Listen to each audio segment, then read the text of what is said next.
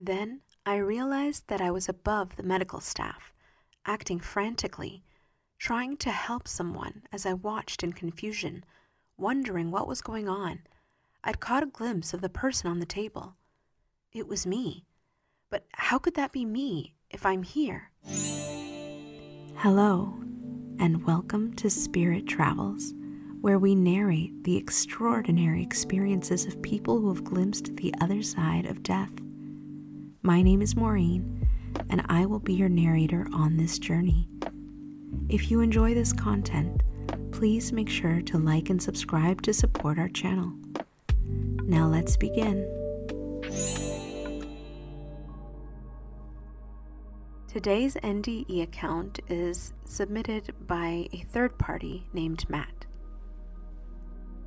This NDE takes us back to midsummer 2018. My good friend and work colleague Pete, at the time of his NDE, he was in his early 60s. This is retelling his account as he told it to me. I was out with some friends I'd known since school, catching up and retelling old school stories over many beers. So I began feeling an uncomfortable pain inside my chest, but me being me, I brushed it off as time passed. It became more and more pronounced, to a point that I had vision problems and couldn't catch my breath. One of the people with us looked at me with a very concerned expression, as later, after I'd got out of the hospital, he'd tell me my face was white, my lips a clear shade of purple, and he knew something wasn't right. Next thing I recall was being in the cardiac ward, being told I'd had a heart attack and needed surgery as quickly as possible. So few days pass with multiple visits from different medical staff, making sure I was prepared for the operation. So the staff took me where I needed to go and was taken into the theater.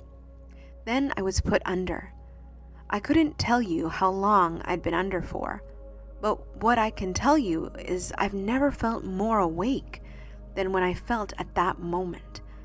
It was like all my senses had been amplified. Then I'd realized that I was above the medical staff, acting frantically, trying to help someone as I watched in confusion, wondering what was going on. I'd caught a glimpse of the person on the table. It was me. But how can that be me if I'm here? He said he'd seen one of them pumping his heart with his hand. But when I noticed it was me, I didn't feel like that was me at all.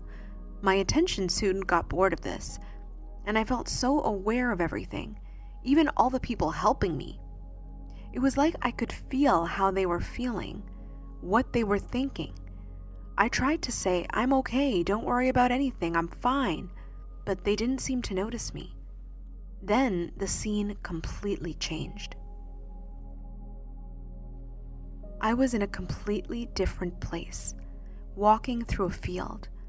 I could see a tree all by itself a fair distance ahead, but as I thought about the tree, I was suddenly next to it. I really can't say how I got to it so fast. It just happened. By the tree, I saw a beautiful young woman with the most beautiful blue eyes. When we locked eyes, she had the most warming smile, and in my mind, I heard, "You're here too soon," but her mouth never moved. It was like as if spoken by thought, rather than words. I heard the sound of a dog barking and looked, and saw my childhood golden retriever, who passed away when I was still only a boy. She told me I had to return, as it wasn't my time yet. I truly didn't want to go, as this place was nothing like I'd ever seen on Earth. The colors were so beautiful. The ones on Earth may as well have been black and white. I saw others, but only at a distance. She then told me that everything would be all right, that not just myself, but we're all loved so very much, and that the whole point is to love one another, to help each other, and that we all have a purpose and a journey to travel. Those who are only there for a moment, then leave our life, We're only meant to be there for a short time, for us to help each other on our paths. And those with us all the time, we're part of our life's journey, good or bad. It's all about love. Then the scene changed again, and I was back in the hospital in the ICU, due to be soon taken back to the cardiac ward to recover until I could go home.